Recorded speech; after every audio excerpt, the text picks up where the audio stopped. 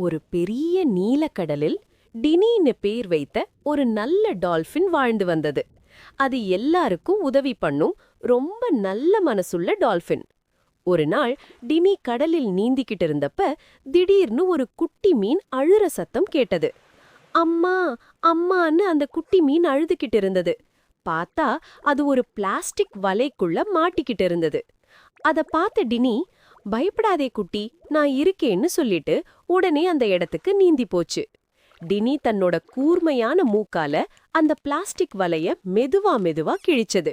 சில நேரத்துல குட்டி மீன் வெளியே வந்துடுச்சு. அது ரொம்ப சந்தோஷப்பட்டுச்சு.